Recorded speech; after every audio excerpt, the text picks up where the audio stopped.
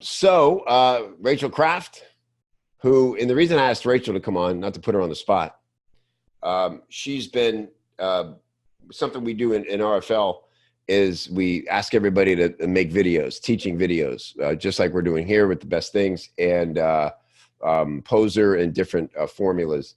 And Rachel's been really good at it, and could tell that video is a really natural format for her. So with that, look at her. See, boom. I mean, how camera ready, what we call live mic ready, big smile. You got your money on the wall there. You're ready to declare your new income. Oh, yeah. Hi. I love it. Good to see you. Hi, Rachael. Good to see you too. Thanks for having me on. Thanks for being on. So I will hand it to you. Tell us about the best thing you learned recently. Okay.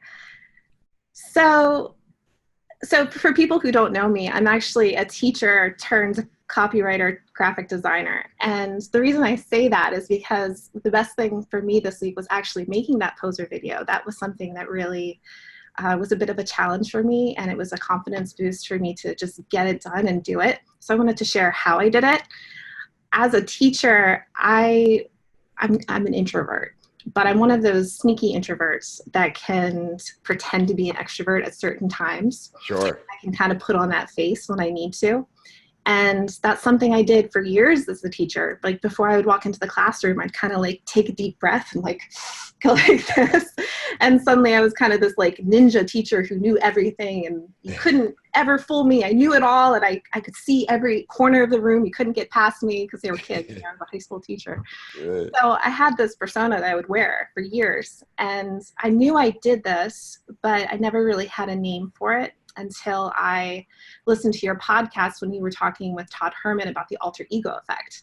And when you said that, it just kind of really clicked for me that, oh, hey, that's what I've been doing this whole time.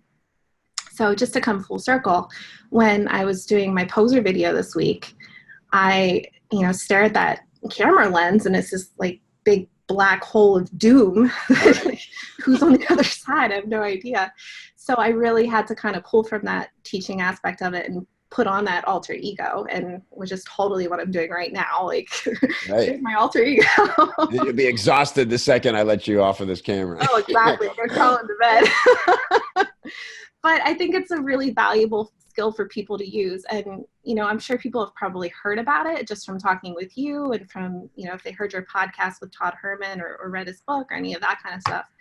But I would say that if you are having trouble creating your authority content videos and you're having confidence issues or any sort of trouble with that, then I think that you should really embrace your alter ego, because it can really be helpful to kind of get you past that and give you the confidence and the get going that you need to do a great job with it. Awesome.